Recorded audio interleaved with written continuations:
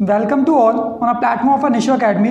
आज हम class 11th की फर्स्ट बुक भारतीय संविधान और राजनीतिक सिद्धांत का चैप्टर सेकंड शुरू करने जा रहे हैं, भारत के संविधान में अधिकार। और ये इस वीडियो का पार्ट 2 है। पार्ट फर्स्ट ऑलरेडी अपलोडेड है प्ले लिस्ट में। शुरू करते हैं इसे आज के टॉपिक से। मौलिक अधिकार अन्य अधिकारों से किस प्रकार भिन्न है। तो देखो, जैसे कि आपको पता होगा, हमारा जो मूल संविधान था जो 1950 में बनकर तैयार हुआ था 1950 में, उसमें कुल 7 मौलिक अधिकार थे, जो 1978 में 6 रह गए थे क्योंकि संपत्ति के अधिकार को संवैधानिक अधिकार से कानूनी अधिकार कर दिया गया था। कुछ अन्य अधिकारों की बात करते हैं। अन्य अधिकार क्या, जैसे कि आपने सुना होगा, शादी करने का अधिकार, घर बनाने का अधिकार, संपत्ति का अधिकार, कोई कारखाना खोलने का अधिकार। ये वो अधिकार है जो इतने बड़े रूप में तो नहीं है, लेकिन ये संविधान द्वारा कानूनी रूप से मान्य है। इसे सरकार द्वारा संरक्षण प्राप्त होता है। सरकार एक लिमिट में लोगों को इस बात का आश्वासन देती है कि हम आपके अधिकारों की रक्षा करेंगे। जैसे कि आपको पता है, आपकी जो पब्लिक प्रॉपर्टी है, जो भी आपकी प्राइवेट प्रॉपर्टी है, पब्लिक प्रॉपर्टी है, आप अपनी प्रॉपर्टी पे अगर आपकी प्राइवेट प्रॉपर्टी को कोई हर्ट करता है तो उसके लिए आप कोर्ट में जा सकते हो, और अगर कोई पब्लिक प्रॉपर्टी को हर्ट करता है तो उसके अगेंस्ट भी आप कंप्लेन कर सकते हो। तो ये सारे हमारे अधिकार हैं। सेकंड देखते क्या है, अन्य अधिकार क्या है, संसद के सामान्य कानूनों के द्वारा जिन्हें बदला जा सकता है। जैसे कि देखो, मान के चलो कोई ऐसा अधिकार है जो वर्तमान में प्रासंगिक नहीं है, जरूरी नहीं है, तो उसे संविधान के तहत संशोधन की प्रक्रिया से बदला जा सकता है। आपको पता है ना संशोधन की प्रक्रिया, कि संसद होती है पार्लियामेंट 3 से मिलकर बनती है, लोकसभा, राज्यसभा और प्रेसिडेंट। ठीक है, कोई भी बिल जब लोकसभा राज्यसभा से पास होता है और प्रेसिडेंट का उस पर साइन हो जाता है, एसेंट हो जाता है, तो उसके बाद वो क्या बन जाता है, वो कानून बन जाता है, एक्ट बन जाता है। ठीक है, तो सबसे अच्छी बात यह है कि जो हमारा संविधान है वो परिवर्तनीय है, परिवर्तन के लिए तैयार रहता है।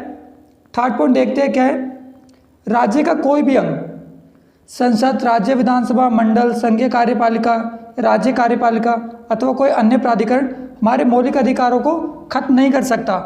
मतलब ऐसी कोई कंडीशन नहीं हो सकती इंडिया में जिस कंडीशन में व्यक्तियों के आर्टिकल 21 को छीन लिया जाए। आर्टिकल 21 क्या होता है, राइट टू लिबर्टी, जीवन जीने का अधिकार। तो कोई भी सरकार इतनी क्रूअल नहीं हो सकती कि वो आर्टिकल 21 को व्यक्तियों से छीन ले। ऐसा एक बार हुआ था, इंदिरा गांधी की गवर्नमेंट ने किया था 1975 में, जब तीसरी इमरजेंसी लगी थी भारत में, जो कि वास्तव में गैर कानूनी थी, क्योंकि वो जो इमरजेंसी लगी थी वो on the basis of arms rebellion लगी थी, सशस्त्र विद्रोह। ठीक है, वो उन्होंने टर्म दिया था, वास्तव में सशस्त्र विद्रोह भी नहीं था, तो वो एक तरह से गलत था। हम बात करते हैं हमारे कितने अधिकार हैं, तो आपको ऐसे कि पता है कि हमारे कुल 6 मौलिक अधिकार है वर्तमान में। जैसे कि हम इसे शुरू करते हैं पहले से, समता का अधिकार, अनुच्छेद 14 से 18 तक। ठीक है, ये संविधान के भाग 3 में हमारे मौलिक अधिकार। दूसरा क्या है, स्वतंत्रता का अधिकार, अनुच्छेद 19 से 22।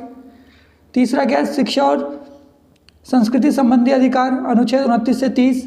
संवैधानिक उपचारों का अधिकार, सॉरी सबसे एंड में करते हैं, पहले इधर देखते हैं। धार्मिक स्वतंत्रता का अधिकार, अनुच्छेद 25 से 28। शोषण के विरुद्ध अधिकार, 23 से 24। और संवैधानिक उपचारों का अधिकार, अनुच्छेद 32। ये वो अधिकार है जिसे भीमराव अंबेडकर द्वारा हार्ट एंड सोल की संज्ञा दी गई है, संविधान के हृदय और आत्मा की संज्ञा दी गई है, और पंडित जवाहरलाल नेहरू द्वारा प्रस्तावना को संविधान के हृदय और आत्मा की संज्ञा दी गई है। शुरू करते हैं समता के अधिकार से। देखो, समता का अधिकार क्या होता है, जैसे कि आपको पता है, हम बात करते हैं इक्वालिटी की। पहले देखो, यहाँ पे एक फ़ोटो दिखाता हूँ आपको, ये इमेज, ताकि ना आपको क्लियर हो जाए कि इक्वालिटी, इक्विटी और रियलिटी में डिफरेंस क्या है। देखो, इक्वालिटी का मतलब है सभी को, यहाँ पे देखो, इक्वालिटी का मतलब सभी को समान स्तर की सुविधाएं देना। जैसे यहाँ पे दिख रहे, यहाँ पे कोई मैच चल रहा है और ये 3 बच्चे हैं मान लो, और एक छोटा बच्चा, एक बूढ़ा, ऐसा मान लो आप।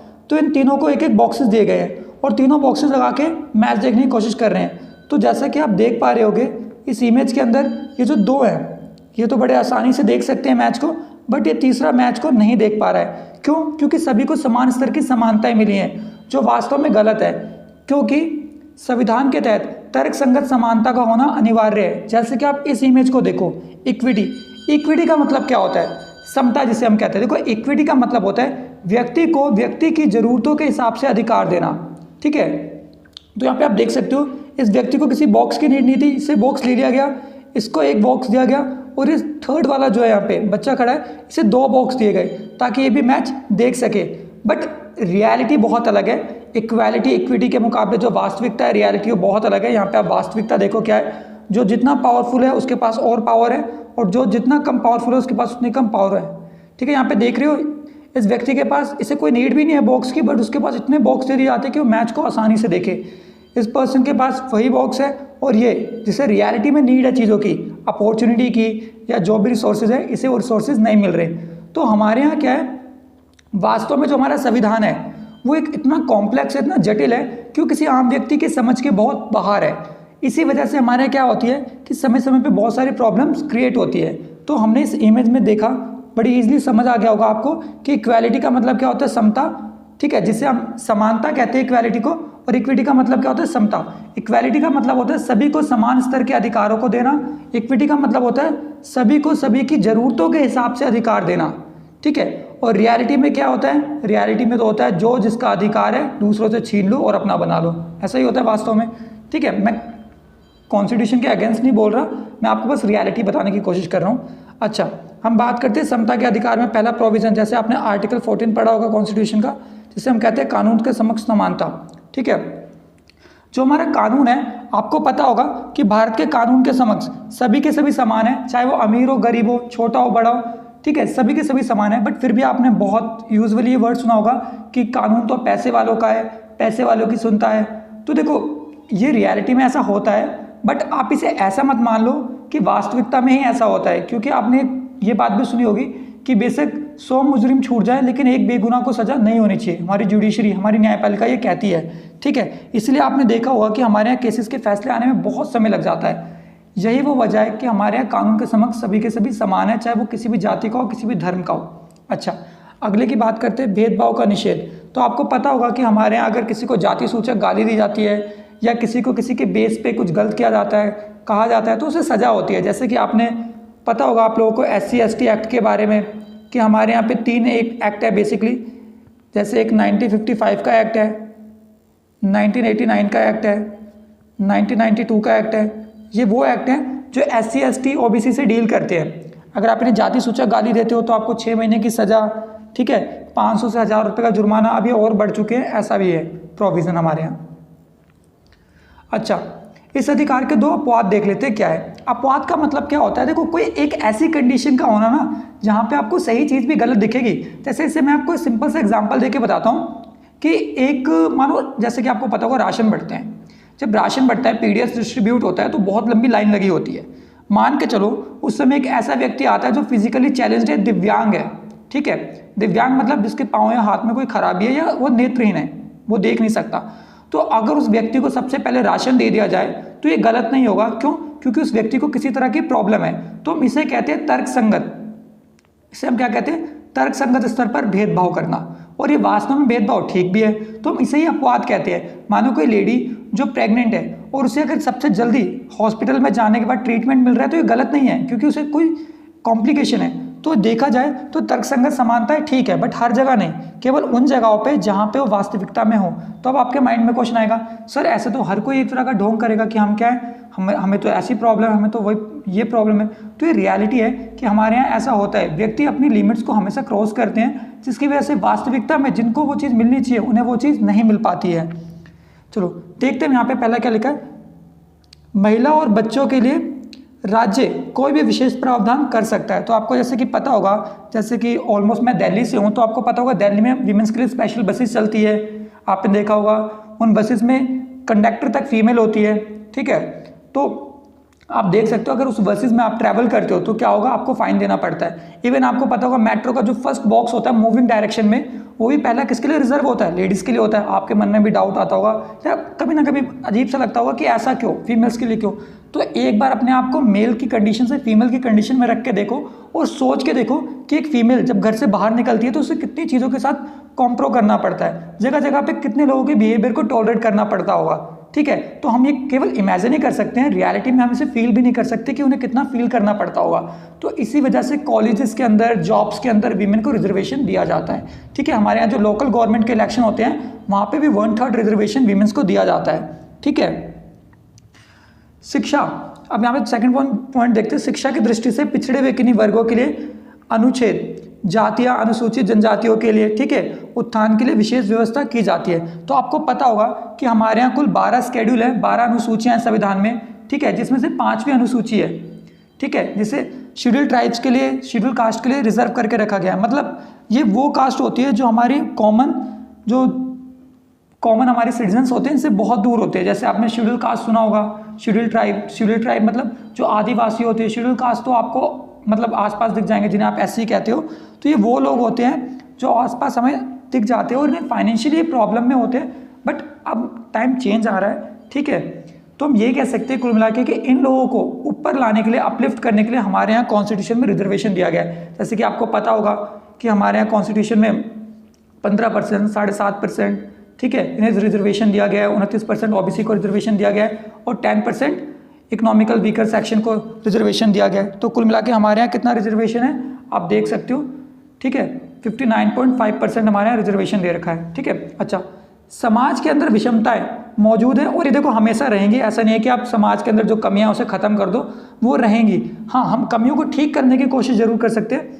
पिछड़े वर्गों के लिए हमारे यहाँ आरक्षण का प्रावधान दिया गया संविधान में, जो कि देखो मूल भावना के विरुद्ध नहीं है। तो आपको ना मैं यहाँ पे छोटी सी बात बताता हूँ। आपको पता होगा जो हमारे संविधान के जनक थे BR अम्बेडकर, बाबा भीमराव अम्बेडकर, ये खुद एक लोअर कास्ट से थे, ठीक है, महार जाति से थे। मतलब लोअर कास्ट, मैं देखो किसी को क्रिटिसाइज नहीं कर रहा, सॉरी टू से, किसी की फीलिंग हर्ट नहीं कर रहा मैं यहाँ पे। वो एक लोअर कास्ट से थे, ठीक है। उनके साथ एक इंसिडेंट हुआ था स्कूल के टाइम पे, वो मैं कभी और शेयर करूँगा, ठीक है, इतना टाइम नहीं है हमारे पास ग्रांटेड यहाँ पे। तो उन्होंने ये सारी चीज़ें अपनी लाइफ में फील करी थी, जिसकी वजह से उन्होंने क्या करा, एक ऐसा कॉन्स्टिट्यूशन बनाया जहाँ पे लोअर कास्ट के लोगों को भी रिजर्वेशन देने का काम किया जाए। तो उन्होंने क्या करा, उन्होंने कहा था जो ये रिजर्वेशन होगा ना, ये संविधान बनने के बाद से लगभग 15 साल के लिए रखा जाएगा ऑपरेशनल। 15 साल के बाद जब इन लोगों की स्थिति अच्छी हो जाएगी तो हम रिजर्वेशन को क्या करेंगे, हटा देंगे। बट आपने सुना होगा उसके बाद आने वाले समय में बहुत सी जातियों ने, मैं नाम नहीं लूँगा, उन्होंने फिर प्रोटेस्ट करना शुरू करा, बसें जलाई, तरह तरह की चीज़ें करी, जिसकी वजह से कॉन्स्टिट्यूशन के अंदर इनके लिए रिजर्वेशन जैसी चीज़ें डालनी पड़ी, ठीक है। अच्छा, तीसरा क्या है, सरकारी नौकरियों के लिए अवसरों की समानता। तो आपको पता होगा जब आप एग्ज़ाम का फॉर्म भरोगे आगे चल के अपने 12th के बाद या ग्रेजुएशन के बाद, ठीक है, तो आप वहाँ पे देखोगे, वहाँ पे ऑप्शंस होते हैं। एक होता है जनरल कैटेगरी, एक होता है SC, एक होता है ST, एक होता है OBC, और अब तो एक नई कैटेगरी भी आ गई है EWS। तो कुल मिला के वहाँ पे 4 कैटेगरीज, और अब कितनी हो गई, वो 5 कैटेगरीज आती है, ठीक है। तो और भी होती है कैटेगरीज, मतलब जो कॉमन से हम उसकी बात कर रहे हैं। तो सरकारी नौकरियों के लिए सबों को अवसर की समानता दी गई है। देखो अवसरों की समानता का मतलब क्या है, मानो 2 बच्चे हैं, एक बच्चा तो बहुत अच्छे स्कूल से पढ़ के आया, किसी अच्छे से रेप्यूटेड स्कूल से पढ़ के आया, और एक बच्चा किसी गवर्नमेंट स्कूल से, कॉमन से गवर्नमेंट स्कूल से। हालांकि स्कूल दोनों बराबर होते हैं, मैं क्रिटिसाइज नहीं कर रहा, मेरा कहने का मतलब है जो दूसरा बच्चा वो बहुत कम सुविधाओं के साथ पढ़ के आया है। अब जब वो फॉर्म भरते हैं एग्जाम का, तो वहाँ पर क्राइटेरिया लिखा होता है कि जो बच्चा किसी अच्छे स्कूल से पढ़ के आया होगा, जो अच्छी सुविधाओं वाले स्कूल से पढ़ के आया होगा, केवल वही ये फॉर्म भर सकता है। तो ये गलत होगा।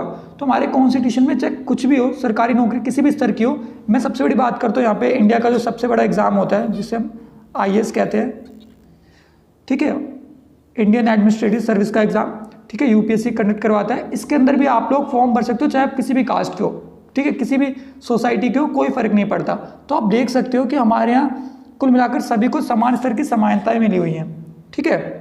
अच्छा, अगला देखते हैं, छुआछूत उन्मूलन। अब ये क्या, अनटचेबिलिटी। देखो आप ना किसी से भी अनटचेबिलिटी प्रैक्टिस नहीं कर सकते हो, ठीक है। कहने का मतलब ये है कि आप किसी को कभी भी जाति सूचक कुछ नहीं बोलोगे, कभी भी ये नहीं बोलोगे कि वो गोरा है, काला है। या आपने देखो यहाँ पे ना ये इमेज देखो ध्यान से, पहले एक बार देखो, इस इमेज को देख के आप लोगों को क्या समझ आ रहा है कि एक मदर है, उनके बगल में एक पर्सन है, वो अपने बच्चे को क्या कर रहे हैं, खाना खिला रहे हैं। यहाँ पे देखो ध्यान से। तो देखो ऑलमोस्ट क्या होता है, जब हम ऐसे लोगों को देखते हैं बड़ा अजीब सा लगता है, यार कैसे रहते हैं, कैसे खाते हैं। तो देखो हमें, अगर हम इनके लिए कुछ अच्छा सोच नहीं सकते, तो हमारे पास इनके लिए बुरा सोचने का राइट्स भी नहीं है, ठीक है। हम क्या करते हैं, चीज़ों को कैसे जज करते हैं, हम चीज़ों को जज करते हैं। मानो कोई व्यक्ति झाड़ू मार रहा है, तो हम ये कहते हैं अपने बच्चों को कि भाई अगर तू पढ़ेगा नहीं अपने बच्चों को, तो तू भी ऐसे झाड़ू लगाएगा। हम ये नहीं कहते कि अगर तू पढ़ लेगा तो इनके लिए कुछ अलग कर देगा। तो ये हमारा देखने का तरीका होता है चीज़ों को, कि हम चीज़ों को कैसे देखते हैं। तो रियलिटी में क्या होता है, हम लोगों को उनकी कमियों के हिसाब से देखते हैं कि इसमें ये कमी है, इसमें वो कमी है। तो कमियां सबों में होती है। और कॉन्स्टिट्यूशन का सिंपल सा मीन है सबको एक साथ लेके चलना, ठीक है। हमारा कॉन्स्टिट्यूशन जो है वो बोलता ही है we are the citizen of India, वो कभी नहीं बोलता I am the citizen of India, ठीक है। चलो आगे देखते हैं हम, स्वतंत्रता का अधिकार मोस्ट इंपॉर्टेंट है। देखो यहाँ पे आपके लिए एक पिक्चर लगाई गई है स्टैचू ऑफ लिबर्टी की।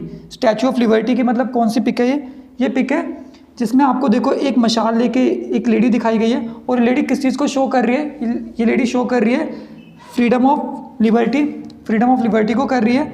इसका मतलब देखो है क्या कि हमें ना देखो भाषण देने का अधिकार है, मतलब ऐसा भाषण देना है जो उकसाऊ ना हो, ठीक है, जो कभी किसी को भड़काए ना। आप शांति से किसी भी तरह की बात रख सकते हो, और आपको किसी की बात गलत लगती है तो आप उसे अपोज भी कर सकते हो, उससे कोई फर्क नहीं पड़ता, ठीक है। अच्छा, देखते हैं हमारे यहाँ जो आर्टिकल 29 है वो हमें कुल 6 तरह के अधिकार देता है। तो पहला क्या है? भाषण और अभिव्यक्ति की स्वतंत्रता। भाषण और अभिव्यक्ति की स्वतंत्रता क्या है? देखो, आप किसी भी तरह की स्पीच दो, ठीक है, इंडिविजुअली अपनी फीलिंग्स को कैसे भी एक्सप्रेस करो, ठीक है, आप कर सकते हो, आप पे प्रॉपर राइट है, ठीक है। हाँ, बट किसी के सेंटिमेंट्स को हर्ट करना ये हमारे राइट्स नहीं है।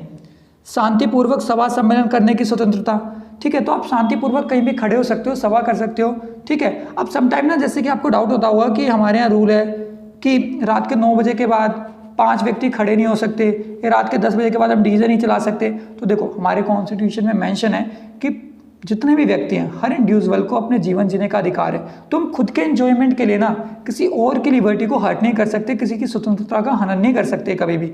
तो इसीलिए हमारे यहाँ ये प्रोविज़न डाले गए हैं। संघ और समुदाय बनाने की स्वतंत्रता, तो मैं पूरी तरह से फ्रीडम है। हम किसी भी पार्टी को, जैसे कि आपने सुना होगा हमारे यहाँ कुछ पार्टी जैसे बीजेपी, कांग्रेस, तो आप लोग भी अपनी पार्टीज बना सकते हो, अपने ग्रुप्स बना सकते हो, रिलीजियस इंस्टीट्यूशंस खोल सकते हो, कोई नहीं रोक सकता, क्योंकि आपका राइट टू लिबर्टी है, ठीक है। पूरे भारत में कहीं भी आने जाने की स्वतंत्रता। अच्छा, अब आप में से बहुत से स्टूडेंट्स का डाउट आएगा, सर जम्मू कश्मीर, हाँ तो देखो सिंपल सी बात है, अब 31 अक्टूबर 2019 के बाद जम्मू कश्मीर इंडिया का पार्ट बन चुका है, तो आप जम्मू कश्मीर में भी जा सकते हो, कंडीशन थोड़ी नॉर्मल हो जाए। अभी वहाँ पे कंडीशन इतनी नॉर्मल नहीं है, ठीक है, तो आप इंडिया में कहीं भी जा सकते हो। अब देखो, एक्सेप्शनल केसेस के तौर पर अमेरिका देखो, अमेरिका में क्या है? ड्यूअल सिटीजनशिप है, दोहरी नागरिकता। अमेरिका के कुल 50 स्टेट्स हैं, और 50 स्टेट्स क्या है? हर स्टेट्स की अलग अलग सिटीजनशिप है। तो इससे क्या मतलब है? अगर आपको देखो वॉशिंगटन डीसी से लॉस वेगस जाना होगा, ठीक है, या न्यू जर्सी जाना होगा, तो आपको ना पर्टिकुलर स्टेट के अंदर परमिशन लेनी पड़ेगी जाने की। क्यों? क्योंकि आपको स्टेट की अलग सिटीजनशिप मिलती है और नेशन की अलग मिलती है। बट इंडिया में ऐसा नहीं है। आप तो इंडिया में चाहे यूपी में जाओ, हरियाणा में जाओ, दिल्ली में आओ, ठीक है, आपकी मर्जी है, आप फ्री हो। हाँ, अभी लॉकडाउन में कोशिश मत करना, डंडे पड़ रहे हैं बाहर बहुत, ठीक है। चलो आगे बढ़ते हैं। इसमें 2 अधिकार और थे लेफ्ट, ठीक है, हालांकि आपके इतना वो काम के नहीं है। उसमें क्या है? जैसे कि आप अपनी मर्जी से किसी भी तरह का व्यवसाय शुरू कर सकते हो, ठीक है, आप किसी भी तरह का ऑक्यूपेशन शुरू कर सकते हो, आपकी फ्रीडम है। और आप किसी भी तरह के रिलीजियस इंस्टीट्यूशन है, ये चीज़ें भी ओपन कर सकते हो, ठीक है। ये रिलीजियस वाली बात तो मैंने पहले बोल ही दी थी आपको। ओके, शिक्षा का अधिकार, हम बात करते हैं शिक्षा का अधिकार क्या है। हमारे यहाँ 6 से लेकर 14 साल के जो बच्चे हैं उन्हें शिक्षा का अधिकार दिया गया है। शिक्षा का अधिकार क्या?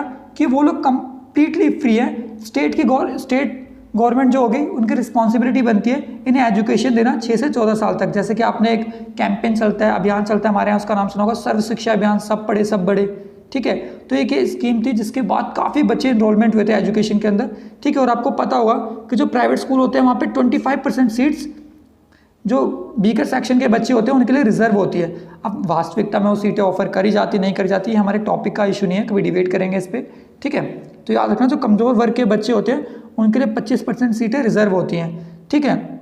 और ये कब रिलीज़ हुआ था? कि 1 अप्रैल 2010 को ये बात बोली गई थी, ठीक है।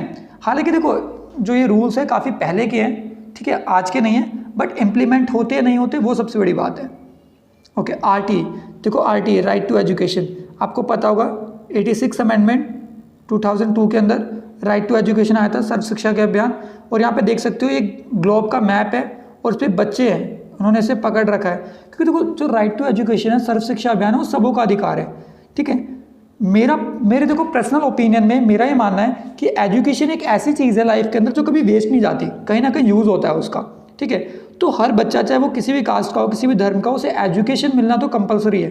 और ये स्टेट गवर्नमेंट की रिस्पॉन्सिबिलिटी बनती है। अगर आप एग्जाम्पल हो जापान का, जर्मनी का, रशिया का, तो ये वो कंट्रीज है जो हायर स्टडी तक बच्चों को रिजर्वेशन देते हैं। रिजर्वेशन इन द सेंस पूरी तरह से मदद करते हैं बच्चों की फाइनेंशियली।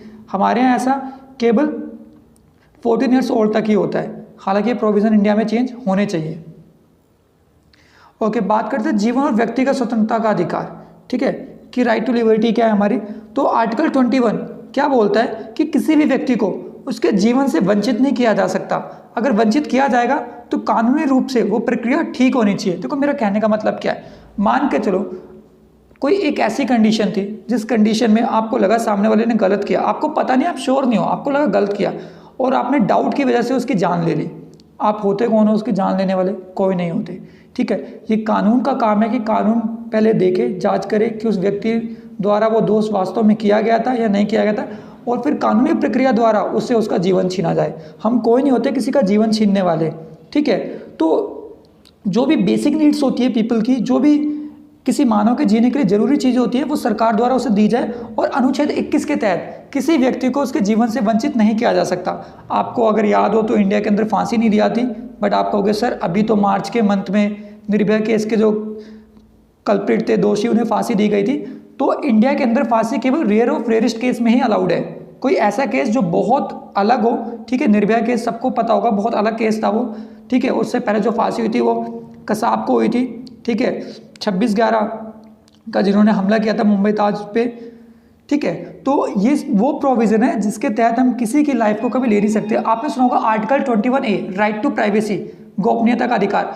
आप अपनी पर्सनल लाइफ में क्या कर रहे हो, अपने व्हाट्सएप में किस तरह का डाटा जनरेट कर रहे हो, अपने फ़ोन को किस तरह से यूज़ करते हो, किसी के पास राइट नहीं है आपकी उन चीज़ों को इन्वेस्टिगेट करने का, क्योंकि आपका पर्सनल राइट बनता है। ठीक है, ओके। भारत के किसी भी भाग में निवास करने और बसने का की स्वतंत्रता, ठीक है, तो हम कहीं भी बस सकते हैं। ठीक है, और कोई भी ऑक्यूपेशन शुरू करने की स्वतंत्रता, किसी भी तरह का व्यवसाय शुरू कर सकते हैं। ठीक है, ये सारे स्वतंत्रता के अधिकार हैं, इन्हें पहले डिस्कस कर लिए, आगे मतलब स्लाइड में है तो कोई बात नहीं। जानकारी प्राप्त करने का अधिकार, तो आपको जैसे कि बताया था मैंने लास्ट वाली वीडियो में, जो प्रीवियस वीडियो थी, RTI, राइट टू इन्फॉर्मेशन, सूचना का अधिकार। इसके माध्यम से ना आप गवर्नमेंट डिपार्टमेंट्स में क्या चल रहा है, कैसे चल रहा है, कितना एक्सपेंडिचर हो रहा है, आप इन सबों की जांच को पूछ सकते हो उनसे। अच्छा, जो बचे हुए टॉपिक्स हैं हम उसे नेक्स्ट पार्ट में कवर करेंगे। Keep loving, keep supporting team Nisho academy. Kindly like, share and subscribe your on YouTube channel and hit the bell icon for more upcoming updates, and you can also follow us on our Instagram. Thanking you for watching our video.